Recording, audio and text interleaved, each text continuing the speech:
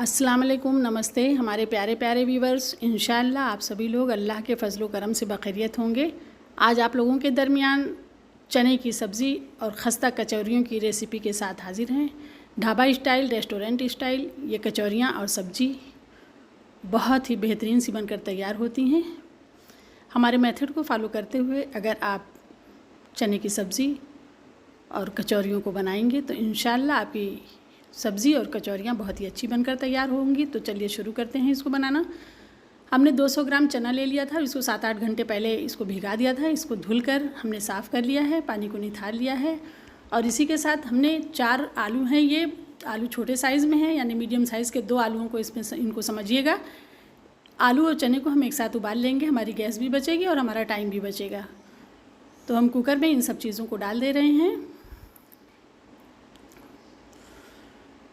और इसमें हम देखिए 1 गिलास और ये 2 गिलास पानी हमने डाला है।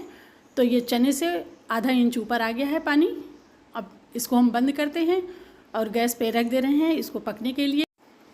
हाई फ्लेम पर जब एक विसिल हो जाएगी तो हम गैस की फ्लेम को लो कर देंगे और लो फ्लेम पर 4-5 मिनट तक इसको पकाएंगे। वैसे जितनी देर में आपका चना गले उतनी देर में आप तक पकाइएगा। देखिए उसको हमने पकने के लिए रख दिया है। तो अब हम कचौरियों का आटा तैयार कर ले रहे हैं। 3 कप हमारा मैदा है और 1 छोटा चम्मच हमने नमक डाला है और आधा छोटा चम्मच हाथ पे क्रश करके अजवाइन डाल दिया है।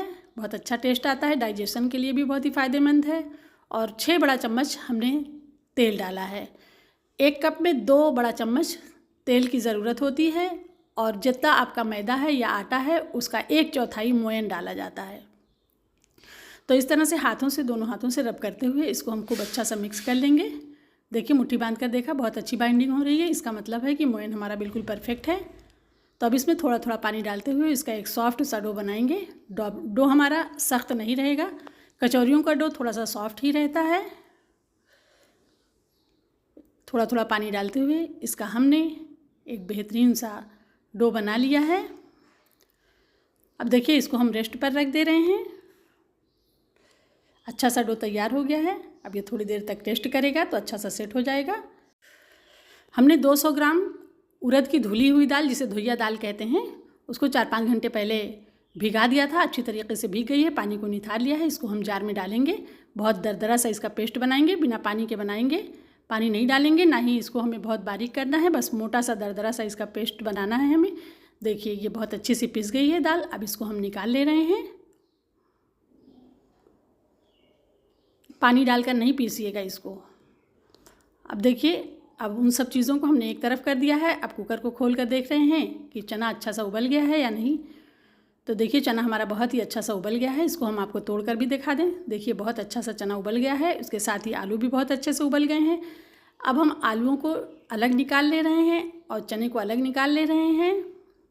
आलू को ठंडा करने के लिए रख दे रहे हैं और चने को निकाल ले रहे हैं। उबले हुए चने का जो पानी है उस पानी को हम फेंकेंगे नहीं, उस पानी से हम ग्रेवी तैयार करेंगे, क्योंकि ये बहुत ही ताकत वाला पानी है, बहुत ही हेल्दी पानी है ये। अब हमने देखिए गैस पर एक पैन को रख दिया है। 5 बड़ा चम्मच इसमें हमने सरसों का तेल डाला है। आप जो भी तेल डालना चाहें डाल सकते हैं। तेल अच्छा सा गर्म हो गया है तो हमने 1 बड़ी साइज़ की प्याज को पेस्ट बना लिया था, उस प्याज को इसमें डाल देंगे। इसमें हल्का सा कलर आने तक इसको अच्छा सा भूनेंगे। इसके साथ ही हम आधा छोटा चम्मच अदरक, आधा छोटा चम्मच लहसुन का पेस्ट है, इसको भी इसी के साथ भून लेंगे। अब प्याज को थोड़ी देर तक हम इसी तरह से चलाते रहेंगे, अच्छी तरीके से प्याज फ्राई हो जाए। तो इसके लिए हमने कुछ मसाले लिए हैं। आधा छोटा चम्मच हल्दी पाउडर, 1 छोटा चम्मच गरम मसाला, 1 छोटा चम्मच ज़ीरा पाउडर, 1 छोटा चम्मच लाल मिर्च पाउडर और 1 बड़ा चम्मच हमने धनिया पाउडर लिया है, 1 छोटा चम्मच कश्मीरी लाल मिर्च लिया है और 2 छोटा चम्मच नमक लिया है। नमक और मिर्च आप अपने टेस्ट के हिसाब से ले लीजिएगा। देखिए प्याज भी अच्छी सी भुन चुकी है। तो अब इसमें हम सारे मसालों को डाल देंगे। इसके साथ थोड़ा सा पानी भी डाल देंगे जिससे मसाले हमारे जले ना। देखिए ये जो चना उबला हुआ था उसका पानी हमने निकाल लिया है। 1 कप पानी है, इसी में से 2-3 बड़े चम्मच पानी हम इसमें डाल देंगे और मसालों को अच्छी तरीके से भून लेंगे। देखिए मसाला अच्छा सा भुन गया है। अब हमने 1 मीडियम साइज़ का टमाटर पेस्ट बना लिया था, उसको भी इसके साथ भून लेंगे जिससे टमाटर अच्छा सा भुन जाए, उसका पानी खुश्क हो जाए और मसाले के साथ अच्छा सा भुन जाए। इसमें 2-3 हमने हरी मिर्च बीच से काट कर डाल दिया था। मसाला बहुत अच्छा सा भुन गया है। अब इसमें हम चने को डाल दे रहे हैं। चना हमारा पहले से उबला हुआ है, इसको गलाना नहीं है। चने को मसाले के साथ थोड़ी देर हम पका लेंगे। अब देखिए आलूओं को हम इस तरह से हाथ से तोड़कर डाल देंगे, जिससे ढाबा स्टाइल, रेस्टोरेंट स्टाइल हमारी सब्ज़ी खूब अच्छी सी बनकर तैयार हो। इस तरह से कर देंगे तो ग्रेवी भी खूब अच्छी गाढ़ी हो जाएगी और कहीं छोटे आलू कहीं बड़े आलू रहेंगे, बहुत अच्छी सी सब्ज़ी बनकर तैयार होगी। सारे आलूओं को इस तरह से हमने तोड़कर डाल दिया है। अब इसमें देखिए हमने पहले वो वाला पानी डाल दिया है जो चने वाला पानी था, और 1 कप और पानी डाल दे रहे हैं। 2 कप पानी हमने इस सब्ज़ी में डाला है। एक उबाल देखिए आ गया है। अब हम फ्लेम को लो कर देंगे और इसकी लीड लगा देंगे और सब्ज़ी को 5-6 मिनट तक लो फ्लेम पर इस तरह से पका लेंगे। देखिए सब्ज़ी बहुत अच्छी सी पककर तैयार हो गई है। इसकी ग्रेवी भी बहुत सही हुई है। इसमें थोड़ी सी 1 मुट्ठी धनिया की पत्तियां काट कर डाल दिया है। अब गैस की फ्लेम को बंद करते हैं और इसकी लीड लगा देंगे और सब्ज़ी को हम एक तरफ रख देंगे। अब कचौड़ियों को बनाने की तैयारी करेंगे। देखिए कचौड़ी बनाने के लिए हमने कुछ मसाले लिए हैं। 1 छोटा चम्मच लाल मिर्च पाउडर, 1 छोटा चम्मच गरम मसाला, 1 छोटा चम्मच कश्मीरी लाल मिर्च, 1 छोटा चम्मच ज़ीरा पाउडर और 2 छोटा चम्मच हमने साबुत धनिया को कूट लिया है। 1 छोटा चम्मच नमक लिया है। नमक मिर्च आप अपने हिसाब से देख लीजिएगा। पैन को गर्म होने के लिए रख दिया है। इसमें 4 बड़ा चम्मच हमने तेल डाला है और 2 बड़ा चम्मच इसमें बेसन डाल दिया है। गैस की फ्लेम लो है। लो फ्लेम पर इसको हम तेल के साथ अच्छा सा भून लेंगे। जब इसमें से अच्छी सी खुशबू आने लगेगी, इसमें हम 1 चुटकी हींग डाल दे रहे हैं। अच्छा सा बेसन भुन गया है, इसमें बहुत अच्छी सी खुशबू आने लगी है, तो हम सारे मसालों को इसमें शामिल कर देंगे। फ्लेम लो ही रहेगी। लो फ्लेम पर हम मसालों को भी भून लेंगे। ये मसाले भी देखिए बहुत अच्छे से भुन गए हैं, बहुत अच्छी सी खुशबू इसमें आने लगी है। तो हम अपनी ये उड़द की दाल यानी धुइया दाल जो हमने पीस कर रखी है उसको इसमें शामिल करेंगे और इसको मसालों के साथ खूब अच्छा सा भून लेंगे। इस तरह से देखिए, इस तरह से करते हुए प्रेस करते करते इसको अच्छा सा भून लीजिएगा। इसका सारा मॉइस्चर हमको ख़त्म कर देना है। देखिए दाल बहुत अच्छी सी भुन चुकी है। गैस की फ्लेम हमने बंद कर दिया है। इसमें 1 बड़ा चम्मच हमने दही डाल दिया है। दही डालने से हमारी दाल थोड़ी सी मुलायम हो जाएगी। खूब अच्छा सा इसको मिक्स करेंगे। अब इसको हम एक तरफ रखते हैं।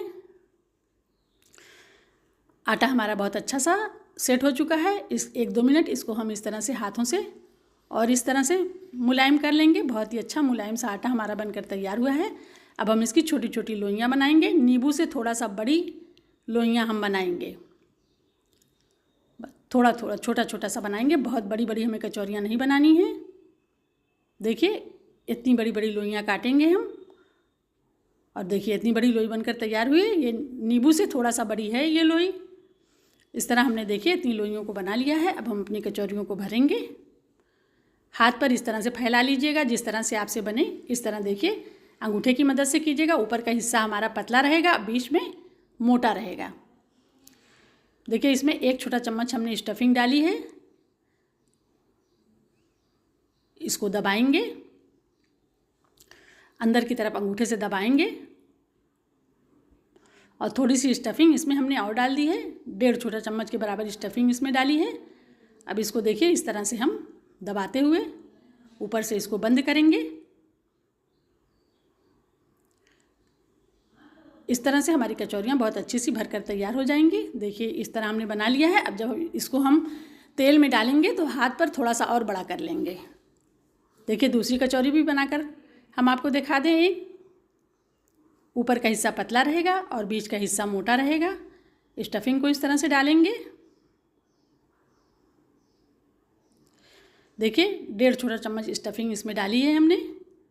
देखिए अंगूठे से इसको अंदर की तरफ प्रेस करेंगे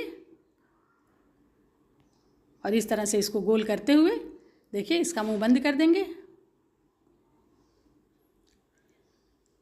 सारी लोइयों को इसी तरह से हम बना लेंगे।